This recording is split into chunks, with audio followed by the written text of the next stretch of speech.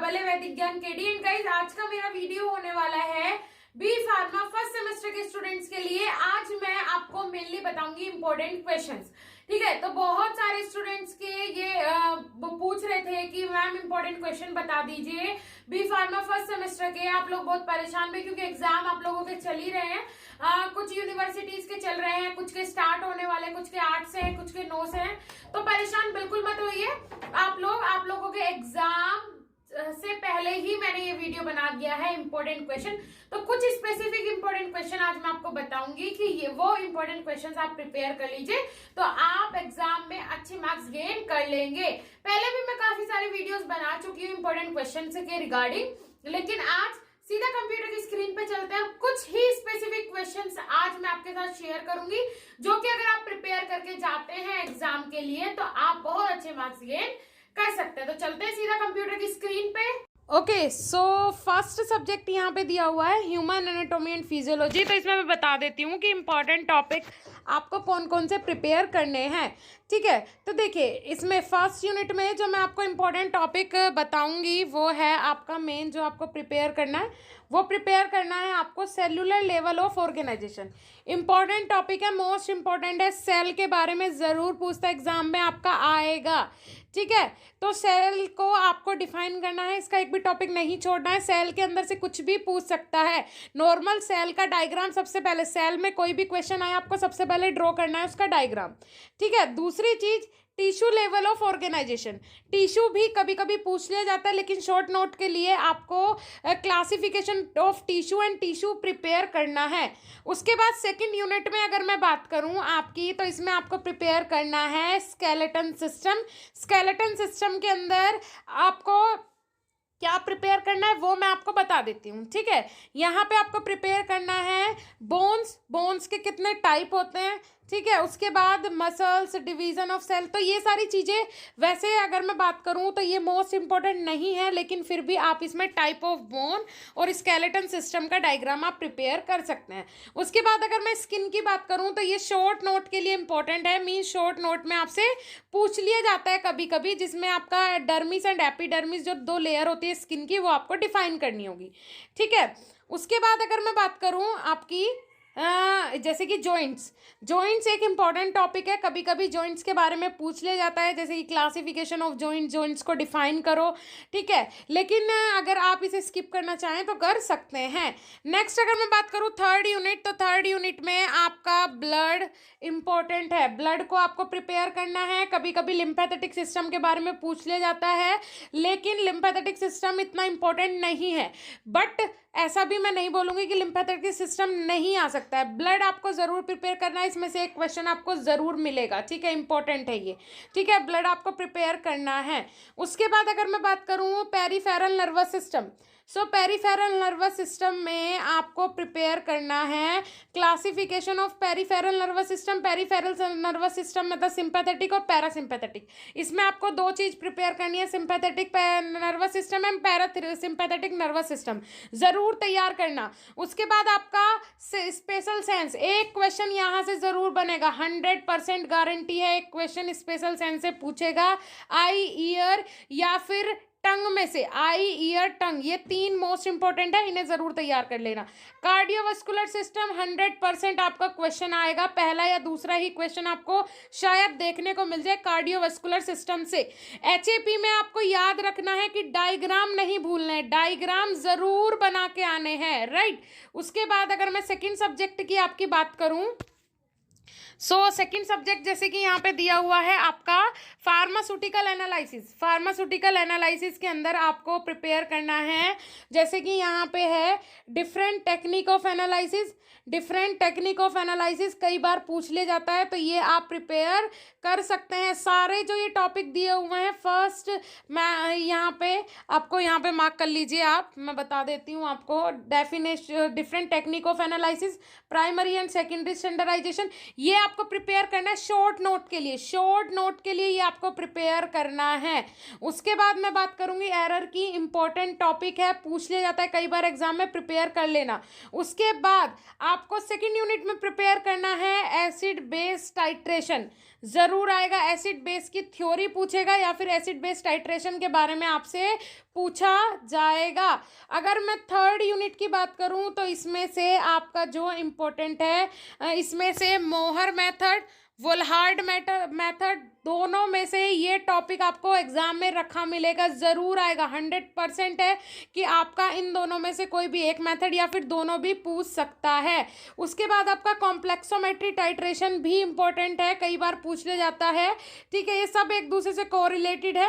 Okay उसके बाद next अगर मैं बात करूँ, यहाँ पे आप प्रेसिपिटेशन टाइट्रेशन के अंदर मोहर मेथड और वोल्हार्ड मेथड प्रिपेयर करके जाइएगा।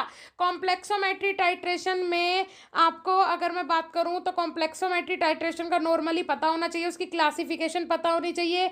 ग्रेवोमेट्री में जैसे कि यहाँ पे अगर मैं बात करूँ आपको प्रिपेयर करना है ग्रेवोमेट्री के अंदर, आप इसे छोड़ भी सकते हैं। अदरवाइज यहाँ से आप एक चीज़ जरूर प्रिपेयर कर लीजिएगा, basic principle method and application of diazotization titration. ठीक है, शॉर्ट नोट में कभी कभी पूछ लिया जाता है। ठीक है, उसके बाद नेक्स्ट अगर मैं बात करूं आपका फोर्थ यूनिट रिडॉक्स टाइट्रेशन।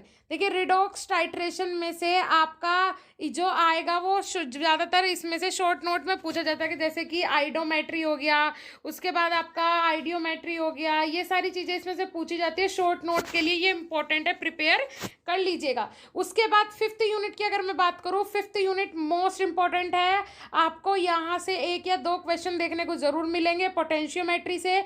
कंडक्टोमेट्री में कंडक्टिविटी सेल, कंडक्टिविटी मीटर, ये आपको तैयार करना है, इंपॉर्टेंट है। कंडक्टोमेट्री भी आपको इसमें से क्वेश्चन जरूर आएगा।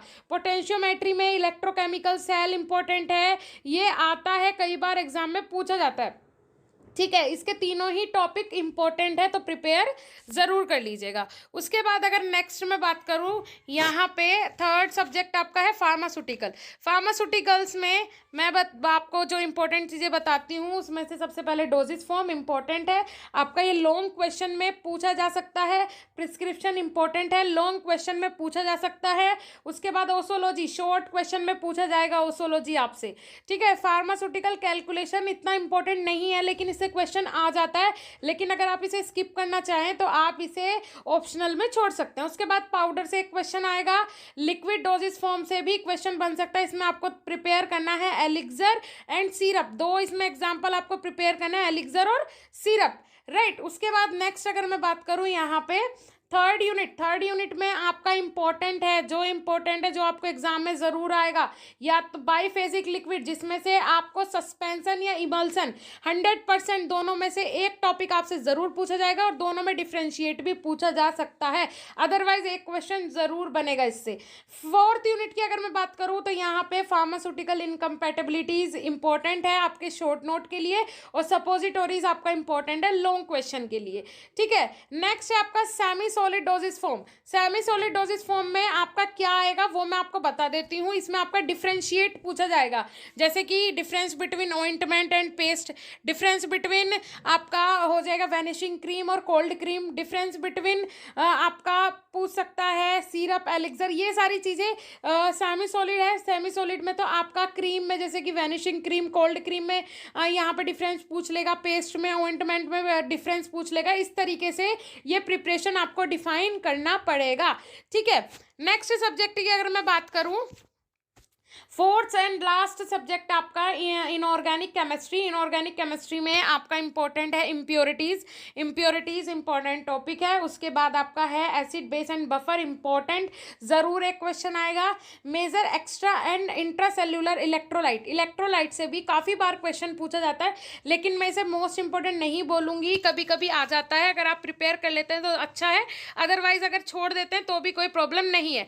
डेंटल प्रोडक्ट आपको शॉर्ट नोट के लिए प्रिपेयर करना है। उसके बाद जैसे कि गैस्ट्रोइंटेस्टाइनल एजेंट है, इसमें आपको प्रिपेयर करना है एसिडिफायर्स, एंटाएसिड, सब आपको शॉर्ट नोट और लॉन्ग के लिए प्रिपेयर करने हैं, क्योंकि इसमें से कुछ भी नहीं बोला जा सकता कि इंपॉर्टेंट नहीं है, सारी ही चीज़ें इसमें, जैसे कैथार्टिक्स हो गया, एंटी माइक्रोबियल्स हो गया, इसमें से आप प्रिपेयर कर सकते हैं एंटी माइक्रोबियल्स भी, क्योंकि ये क्या है, इंपॉर्टेंट टॉपिक है, राइट। उसके बाद फोर्थ टिक कर लीजिए इन्हें भी आप, एंटी माइक्रोबियल्स को आप टिक कर लीजिए। फोर्थ यूनिट की अगर मैं बात करूं तो इसमें भी जैसे कि एक्सपेक्टोरेंट्स हो गया, एमेटिक्स हो गया, हेमेटिनिक्स हो गया, पॉइजन एंड एंटीडोट हो गया, एस्ट्रिंजेंट हो गया, तो सारे ही सिंपल और इजी टॉपिक हैं, लेकिन किसी को भी ऐसा नहीं बोल सकते कि ये अनइम्पोर्टेंट है।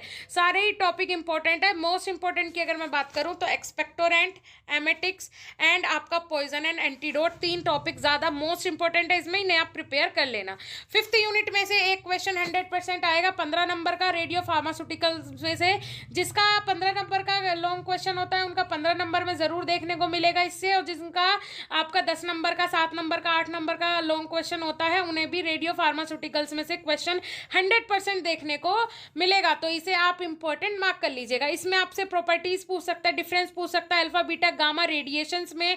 और इसमें से जो शॉर्ट क्वेश्चन में आप प्रिपेयर करेंगे हाफ लाइफ, शॉर्ट क्वेश्चन में आपको हाफ लाइफ प्रिपेयर करना है। ओके स्टूडेंट्स, तो बी फार्मा फर्स्ट सेमेस्टर के यही कुछ इंपॉर्टेंट क्वेश्चन है। आपका एग्जाम है परसों, कुछ स्टूडेंट्स का कल भी एग्जाम है, तो आपको बेस्ट ऑफ लक। कोई भी प्रॉब्लम आती है किसी भी सब्जेक्ट में, और आपको ये टॉपिक्स तो आपके प्रिपेयर हो ही गए होंगे क्योंकि हमारे लेक्चर्स में सारे टॉपिक्स कवर हैं और अच्छे से समझाए गए हैं। हमारे वीडियो लेक्चर्स में जो लोग एनरोल हैं, जो स्टूडेंट एनरोल है, होप सो आप लोग बहुत अच्छे मार्क्स गेन करेंगे और आपकी तैयारी भी अच्छे से हो गई होगी। लेकिन अगर कोई अदर स्टूडेंट मेरी वीडियो देख रहा है तो आप भी, अभी भी मौका है आपके पास, आप किसी सिंगल सब्जेक्ट के वीडियो लेक्चर्स ले सकते हैं। उसमें आपको नोट्स फ्री में मिलेंगे ओनली 199 रुपये में। 199 रुपये में आपको किसी भी एक सिंगल सब्जेक्ट के वीडियो लेक्चर्स मिल जाएंगे। अभी भी मौका है, टाइम निकला नहीं है। अगर देखना चाहते हैं और उसमें नोट्स मिलेंगे, बुक मिलेगी, सारी चीज़ें मिल जाएंगी आपको कुल 199 में। मात्र एक सब्जेक्ट के नोट्स वो होंगे, एक सब्जेक्ट के वीडियो लेक्चर होंगे 199 में, किसी भी सिंगल सब्जेक्ट के। तो लेना चाहते हैं तो अभी भी मौका है, आप ले सकते हैं। कॉन्टैक्ट डिटेल्स हमारी डिस्क्रिप्शन बॉक्स में मिल जाएगी, वहां से जाके आप हमसे डायरेक्टली कॉन्टैक्ट कर सकते हैं। Thank you so much.